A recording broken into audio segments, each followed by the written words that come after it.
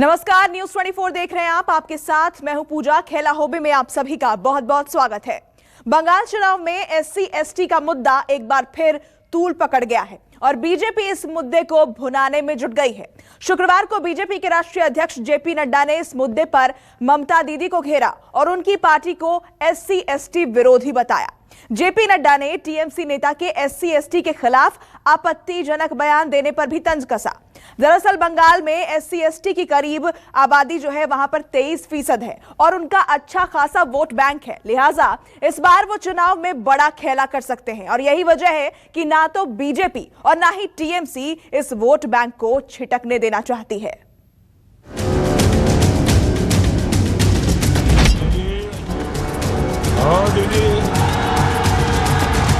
ये टीएमसी के नेता ममता जी और ममता जी के साथ सारे कार्यकर्ता ये दलित विरोधी हैं।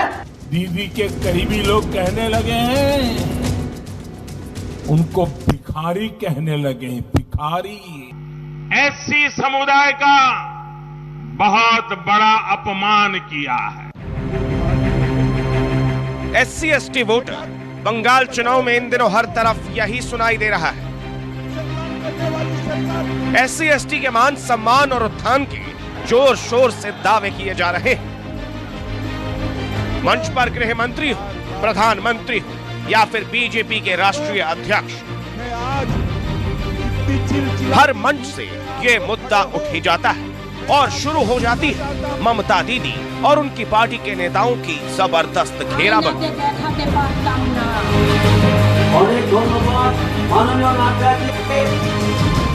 शुक्रवार को केतुग्राम में जेपी नड्डा ने रैली की। सामने लाखों की भीड़ थी, लिहाजा नड्डा ने इस वोट बैंक को खींचने की कोशिश की। मित्रों,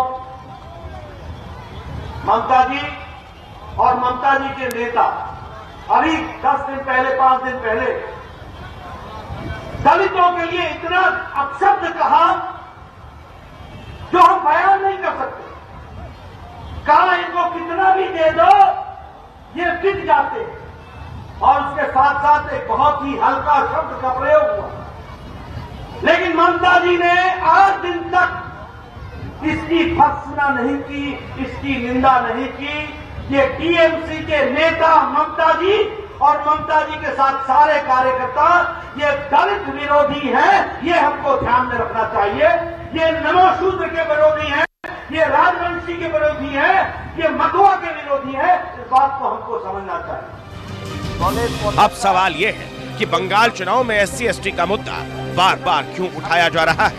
तो इसकी वजह इस समुदाय के खिलाफ टीएमसी नेता सुजाता मंडल का वो बयान है जिसने बीजेपी को खेला करने का बैठे बिठाए मौका दे दिया। अनुसूचित जाति के एमएलए पर दादा का जो आभार है, उन्हें ममता दीदी जितना भी दे दे कम ही पड़ता है। एक बात होती है ना, कुछ लोग स्वभाव के भिखारी होते हैं, कोई मजबूरन भिखारी होते हैं। यहाँ पर अनुसूचित जाति स्वभाव से भिखारी हैं। इन्हें ममता बनर्जी ने इतना दिया है, इसके बावजूद ये बीजेपी के पैसों पर बिक गए हैं, हमारे ऊपर अत्याचार कर रहे हैं। प्रधानमंत्री नरेंद्र मोदी भी अपनी रैलियों में सुजाता के इस बयान का जिक्र कर ममता सरकार की घेराबंदी कर रहे हैं। टीएमसी को एससी एसटी और ओबीसी विरोधी बताकर मोदी सेना बंगाल का युद्ध जीतने निकल पड़ी है। दीदी की करीबी एक नेता ने अनुसूचित जाति के लोगों का, एससी समुदाय का बहुत बड़ा अपमान किया है। उन्होंने कहा है कि बंगाल में जो अनुसूचित जाति है, शेड्यूल कास्ट समुदाय है, वो भिखारियों की तरह व्यवहार करता है। दीदी, इतना अहंकार, ऐसी सोच आपकी। शेड्यूल कास्ट समुदाय के मेरे भाई और बहनों और उनके बच्चों के साथ आपकी पार्टी, आपकी पार्टी के नेता इतनी नफरत करते हैं भाई और बहनों, यही दीदी और उनके साथियों का यही असली चेहरा है। बंगाल के इस बड़े वोट बैंक पर मोदी की नजर शुरू से ही है। 2019 के लोकसभा चुनाव में बीजेपी को इसी वोट बैंक ने 18 सीटें दिलवाई थी। मोदी और शाह सेना चाहती है कि उसकी झोली में SC/ST और OBC वोटर फिर बरसे, इसीलिए बारंबार खेला कर रहे हैं। और इनको तो छोड़ो, इनकी जो सहयोगी दल है देश भर में, कोई आर्मी थी, कोई सेना थी, कोई ये था, कोई दलित सेना थी, कहां छुप गए, कहां रह गए? एक भी नहीं आया निंदा करने के लिए। ये इनके हाथी के दांत दिखाने के और है और खाने के और है। ये भारतीय जनता पार्टी है जो सबका साथ, सबका विकास और सबका विश्वास लेकर के चलती है और सबको आगे लेकर के आती है। पश्चिम बंगाल के 9 जिलों में अनुसूचित जाति की आबादी 25% से भी ज्यादा है। इन 9 जिलों में 127 विधानसभा सीटें आती हैं। इसके अलावा राज्य के 6 जिलों की 78 विधानसभा सीटों पर इनकी आबादी 15 से लेकर 25% तक है। पश्चिम बंगाल की 68 विधानसभा सीटें अनुसूचित जाति के लिए आरक्षित हैं। यानी वोट का ये वो खित्ता है जो बंगाल में विजेता का ऐलान करे। इसीलिए इन्हें लेकर घमासान छिड़ा हुआ है। दीदी के लोग बंगाल के शेड्यूल कास्ट अनुसूचित जाति के हमारे भाई बहनों को गाली देने लगे हैं।